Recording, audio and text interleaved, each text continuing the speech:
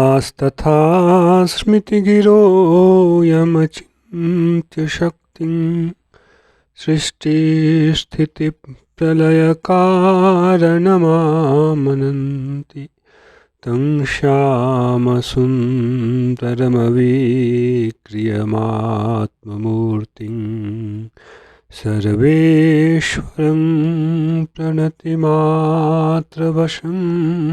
भजामः। अज्ञाननिरधिरुपैति यया विशोषं भक्तिः परापि भजते परिपोषमुच्चैः तत्त्वं परं स्फुरति दुर्गममप्यजस्रं साद्गुण्यभृत् स्वरचितां प्रणमामि गीताम्। नारायणं नमस्कृत्य नरं चैव नरोत्तमं देवीं सरस्वतीं व्यासं ततो जयमुदीरयेत्। हरे कृष्ण कृष्ण कृष्ण हरे हरे, हरे राम राम राम हरे हरे। गीता मंजरी का यह 270वां अंक है। हम लोग 10वें अध्याय में हैं और पीछे भगवान ने अर्जुन के ऊपर विशेष अनुकंपा करते हुए गीता के साधन साध्य का समाहार करते हुए जो 4 श्लोक है जिसे गीता का चतुश्लोकी भी कहा जाता है, उसका हम लोगों ने श्रवण किया कि कैसे केवला भक्ति का साधन करने वाले भक्तों के ऊपर ही भगवान एक विशेष अनुकंपा करते हैं। अनुकंपा सभी योगियों पर है, किंतु जो विशेष अनुकंपा इस योगी के ऊपर है जिसके द्वारा वह भगवान की अभिव्यक्ति को समझ पाता है, भगवान के स्वरूप से संबंधित विशेषताओं को जान पाता है, अनुभव कर पाता है, यह अनुकंपा सामान्य कर्मयोगी, ज्ञान योगी इत्यादियों के ऊपर नहीं होती है, क्योंकि उन्हें मुक्ति भी मिल जाती है, ब्रह्म का किंचित संस्पर्श भी प्राप्त होता है, अक्षय सुख की भी प्राप्ति होती है, किंतु भगवान के स्वरूप शक्ति का जो विलास है, इसके अनुभव से वे लोग वंचित रहते हैं। पीछे चतुश्लोकी से पहले भगवान ने 7वें श्लोक में एतां विभूतिम योगम च ममयो वेत्ति तत्वतः, वहाँ विभूति को जानना और योगों को जानना, यह भगवान ने विषय उठाया था। जो इनको ठीक से जानता है वह अविकम्पेन योगेन युज्यते नात्र संशयः, ऐसा भगवान ने कहा। तो विभूति और योग का यहाँ अर्थ है, जिसका भाव ऐश्वर्य दिया गया था, वही है भगवान की स्वरूप शक्ति का विलास, उसका कार्य, वह है योग। और विभूति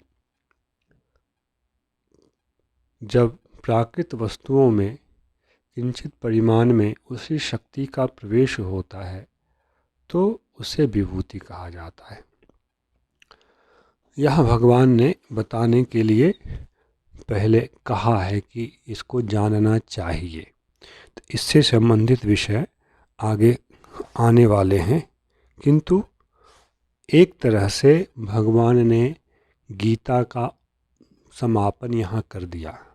प्रथम समापन 9वें अध्याय के अंत में है और उसके बाद फिर जो गीता का मुख्य भाग है उतने को इन 11 श्लोकों में भगवान ने गुंफित किया 10वें अध्याय में। अब अर्जुन सीधे कोई प्रश्न नहीं कर रहे हैं। जो कुछ भगवान ने कहा है उसको स्वीकार करते हुए भगवान के जिन अर्थों को अर्जुन ने समझा, टीकाकार लोग क्या कहते हैं इनको भूल जाएं।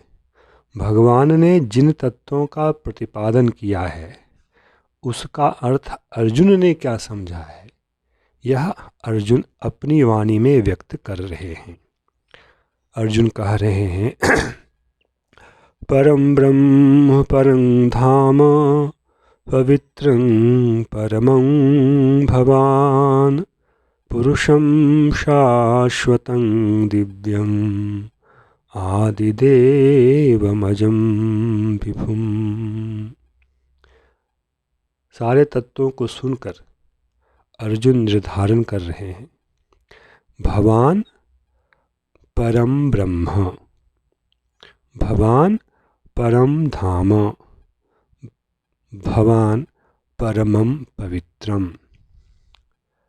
परम ब्रह्म ब्रह्म ही कह देते, ऐसा ना कहकर अर्जुन परम ब्रह्म कह रहे हैं। अर्थात ब्रह्म भी एक श्रेणी है प्राप्ति के रूप में, किंतु उसके साथ यदि परम लगता है तो ब्रह्म सजातीय एक ब्रह्म की विशिष्ट स्थिति जो है वह भी हमें स्वीकार करनी पड़ेगी। परम ब्रह्म, भगवान परम ब्रह्म, आप परम ब्रह्म हैं। ब्रह्म शब्द का शाब्दिक अर्थ होता है जो बड़ा है, सबसे बड़ा है। तो यहाँ यह समझना चाहिए हर दृष्टिकोण से जिनसे बड़ा कोई नहीं है, व्यापकता की दृष्टि से हो, शक्ति की दृष्टि से हो, महत्व की दृष्टि से हो, जो कुछ भी सद्गुणों पर ध्यान रखते हुए दोषयुक्त दोषों पर नहीं, जो दोष रहित गुण हैं उन पर ध्यान रखते हुए हम जब विचार करेंगे तो उन सब की अनंतता जिसमें विद्यमान है उसे हम कहेंगे ब्रह्म। तो भगवान परम ब्रह्म, आप परम ब्रह्म हैं। ठीक है, आप परम ब्रह्म हैं तो क्या हुआ, हमारा इससे क्या लेना देना है।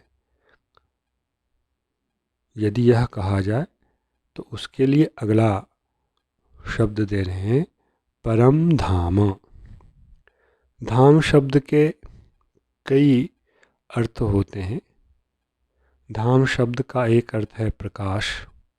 धाम शब्द का एक अर्थ आश्रय भी होता है।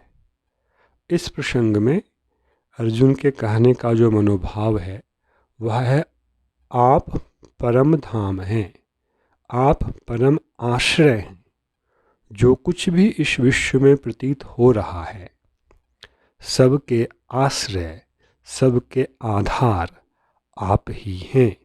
इसलिए भगवान परम धाम। और अगला शब्द है पवित्रम परमम। आप जो हैं परम पवित्र हैं। जिस वस्तु में कोई दोष हो उसे पवित्र नहीं कहा जाता है। भगवान में गुण तो अनंत हैं किंतु दोष का लेश भी नहीं है, तभी वे परम पवित्र कहे जा सकते हैं। और जो पवित्र वस्तु है उसका किसी भी प्रकार से हमारे जीवन में अनुकूल रूप से संसर्ग हो, वह संसर्ग दैहिक हो, ऐन्द्रियक हो अथवा मानसिक हो, किसी भी प्रकार से उस वस्तु के साथ हमारा अनुकूल भाव से यदि संसर्ग होता है तो वह हमें पवित्र करता है। यह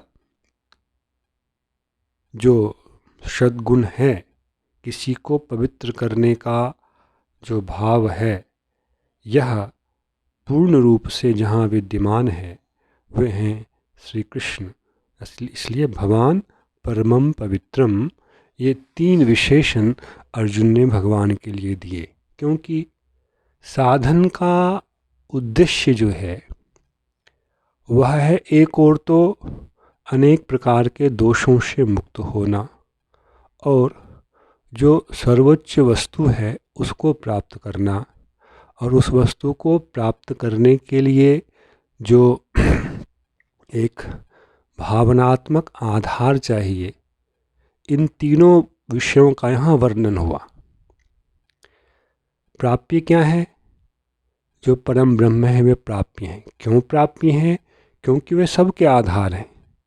मैं भी जो हूँ, इस देह में रहने वाला जो नित्य पदार्थ देही है, आज जीवात्मा है, इसका भी आश्रय आप ही हैं।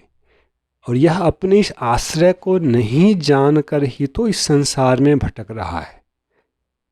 इस चीज को लक्ष्य करते हुए द्वितीय पद है यहाँ पर, परम धाम। यह संबंध यदि ना हो, आधार आधेय के रूप में, आश्रय और आश्रित के रूप में भगवान और जीवात्मा का संबंध ना हो, तो वह योग के पथ पर चलेगा ही नहीं। योग के पथ पे चलने के लिए जो एक सत्य संबंध आवश्यक है, वह यही कि श्री कृष्ण आधार हैं, हम लोग उस आधार पर आश्रित रहने वाले अनेक प्रकार के तत्व हैं। यह जगत भी, संपूर्ण प्राणी जगत, जड़ जगत, जीवात्मा, सब भगवान पर आश्रित है। यह काल, आकाश, सब कुछ भगवान पर आश्रित है। और उनको पाने के लिए जो एक पवित्रता जीवात्मा में होनी चाहिए, उस पवित्रता को प्राप्त करने का उपाय भी वे ही हैं। उनसे जितना अधिक हमारा अनुकूल भाव से संसर्ग होगा, उतना ही हम अपने आप को पवित्र कर पाएंगे। 3 विशेषण पहली पंक्ति में दिए गए, और तीनों के साथ जो परम शब्द है, यह कहता है कि इन दृष्टिकोणों से आपसे बढ़कर किसी अन्य तत्व की कल्पना नहीं की जा सकती है। और यही भगवान ने पीछे कहा है, मत्तः परतरम किंचित नान्यद अस्ति धनंजय, सर्वम इदम सर्वम मयि प्रोतम सूत्रे मणिगणा इव। वहाँ भगवान ने अपने आप को आधार कहा है, और जो कुछ भी प्रतीत हो रहा है उन पर आश्रित है। जैसे कि माला के पुष्प उसके धागे के ऊपर आश्रित होता है, धागा दिखाई नहीं पड़ता है, पर उस पर आश्रित होकर वह उस माला का निर्माण होता है। तो उस श्लोक में दोनों ही भाव हैं। भगवान स्वयं ही कह रहे हैं, मुझसे बढ़कर कोई तत्व तो है ही नहीं, और मैं सबका आश्रय हूँ। तो उन भावों को अर्जुन ने यहाँ एक पंक्ति में गुम्फित कर दिया है। आप सर्वाधार हैं, और किसी भी दृष्टिकोण से आपसे बढ़कर कोई दूसरा तत्व हो ही नहीं सकता है। यही गीता का इस तत्व की दृष्टि से सारांश है। आगे कह रहे हैं द्वितीय पंक्ति में, पुरुषम शाश्वतम दिव्यम आदिदेवम अजम विभुम। यहाँ पुरुषम शाश्वतम दिव्यम आदिदेवम अजम विभुम, ये 6 विशेषण दूसरी पंक्ति में कहे गए। पुरुष, अब यहाँ भी परम शब्द का अध्याहार कर लेना चाहिए। पीछे जो 3 परम शब्द गए हैं, वैसे यहाँ पुरुष शब्द में भी एक परम का अध्याहार करना चाहिए। आप जो हैं परम पुरुष हैं। पुरुष किसे कहते हैं? पीछे इसकी चर्चा की गई है। पुरी में पुर में शयन करने वाले को पुरुष कहा जाता है। यह पुरुष शब्द का व्याकरण की दृष्टि से निर्वचन है। जीवात्मा भी पुरुष है, किंतु पुरुषों में जो उत्तम है, परम है, यह आप हैं। यह अर्जुन के कहने का भाव है। और आगे 15वें श्लोक में भगवान को अर्जुन ने पुरुषोत्तम कहा भी है इसी जगह। इसलिए पुरुष शब्द के साथ ही परम शब्द का यहाँ अध्याहार करना चाहिए। तो शाश्वतम, ऐसा कोई ना सोच ले कि आप जो यह मेरे सामने मनुष्य रूप में, निराकार रूप में स्थित हैं। आप जो हैं अनित्य हैं। आपका जन्म होता है और आप नष्ट हो जाते हैं, जैसे कि अन्य मनुष्यों का जन्म होता है और उसकी मृत्यु हो जाती है। तो यह धर्म आप में नहीं है, यह स्वभाव आप में नहीं है। आप क्या हैं? शाश्वत हैं। इस रूप में ही भूतकाल में थे, वर्तमान में भी हैं और भविष्य काल में भी रहेंगे। आप शाश्वत पुरुष हैं। तो पुरुष के साथ परम भी लगेगा, पुरुष के साथ शाश्वत भी लगेगा। भवान परमं पुरुषम शाश्वतम पुरुषम दिव्यम। दिव्य का अर्थ है प्रकृति से अतीत होना। यहाँ ऐसे सामान्य रूप में स्वर्ग को दिव्य कहा जाता है और जो स्वर्ग में होता है उसे दिव्य कहा जाता है। किंतु यहाँ यह अर्थ नहीं है। यहाँ दिव्य का अर्थ है इस पूरे ही ब्रह्मांड से अतीत तत्व होना। ऐसे आप हैं आदि देवम। इस चीज का ही स्पष्टीकरण यहाँ है। देवता भी दिव्य कहे जाते हैं क्योंकि वे स्वर्ग में ऊपर के लोकों में होते हैं। किंतु आप देवता के अंतर्गत नहीं हैं, बल्कि आप देवताओं के भी मूल हैं। आदि मतलब मूल हैं। उन देवताओं की भी स्थिति आपके द्वारा ही है, आप उस श्रेणी में नहीं हैं। इसलिए तो भगवान ने पीछे सप्तम अध्याय नवम अध्याय में देवताओं की उपासना को उत्तम श्रेणी की उपासना नहीं कही है। अजम, और आपका जन्म भी नहीं है। जन्म आपकी एक लीला है। ऐसा नहीं है कि जन्म से पहले आप इस रूप में नहीं थे। समझने की आवश्यकता है। जो वस्तु उस रूप में पूर्वतः विद्यमान नहीं है उसका जन्म है, उसकी उत्पत्ति है। किंतु जो वस्तु पहले भी इस रूप में विद्यमान है, हमारी आँखों से ओझल हो जाने के बाद भी विद्यमान रहेगी जो वस्तु, वह अज है, जिसका जन्म नहीं है, जिसका नाश भी नहीं है। कैसे इस चीज़ को समझें? तो अगला शब्द कह रहे हैं विभुम। सिद्धांत है कि जो विभु पदार्थ होता है उसका कभी नाश नहीं होता है। श्री कृष्ण इसी रूप में मध्यम भी हैं, इसी रूप में वे अंतर्यामी भी हैं। वे अपनी इच्छा से अपने आप को जीवात्मा के हृदय में प्रकट करने में समर्थ हैं। पीछे के श्लोक में 11वें श्लोक में भगवान ने इसे कहा है, तेषाम एव अनुकंपार्थम अहम अज्ञानजम तमः नास्याम्यात्म भावस्था। वहाँ भगवान ने जीवात्मा के हृदय में विद्यमान अपने उस स्वरूप का कीर्तन किया है।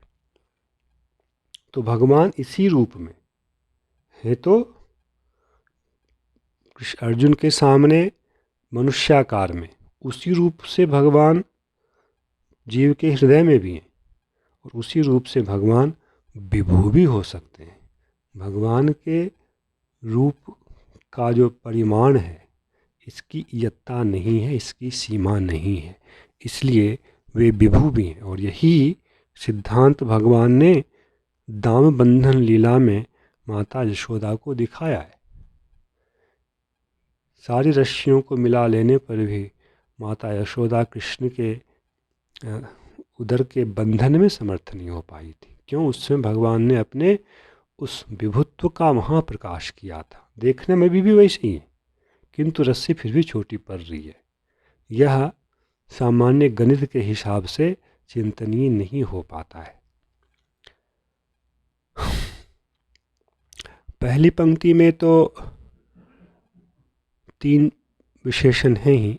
दूसरी पंक्ति में जो पुरुषम शाश्वतम दिव्यम आदिदेवम अदम विभुम, इसका ऐसे भगवान यदि कहा जाता तो पुरुषः वहाँ होता, किंतु वह क्या कहते हैं, प्रथम पुरुष का रूप ना होकर, प्रथमा विभक्ति का रूप ना होकर वह द्वितीया विभक्ति का रूप वहाँ देखा जा रहा है। अतः इस श्लोक के दूसरे भाग का जो दूसरा भाग है, पुरुषम शाश्वतम दिव्यम आदिदेवम अजम विभुम, इसको आगे की पंक्ति से जोड़ना पड़ेगा हमें कि आहुस्त्वाम ऋषयः सर्वे, सर्वे ऋषयः त्वाम पुरुषम शाश्वतम दिव्यम आदिदेवम अजम विभुम, ऐसा हमें जोड़ना पड़ेगा। क्योंकि पहली जो पंक्ति है वह प्रथमा विभक्ति के साथ है, दूसरी पंक्ति जो है वह द्वितीया विभक्ति के साथ है। तो थोड़ा सा वाक्य की रचना में अंतर है, किंतु विशेषण के रूप में ये सभी भगवान के साथ अंततः जुड़ेंगे ही। तो इस दृष्टिकोण से परमम शब्द का जो मैंने अध्याहार किया है, पहली पंक्ति में वह प्रथमा विभक्ति में है, दूसरी पंक्ति में जो है वह द्वितीया विभक्ति में होगी, ऐसा समझना चाहिए। जय श्री कृष्ण। हरे कृष्ण कृष्ण कृष्ण हरे हरे, हरे राम राम राम हरे हरे।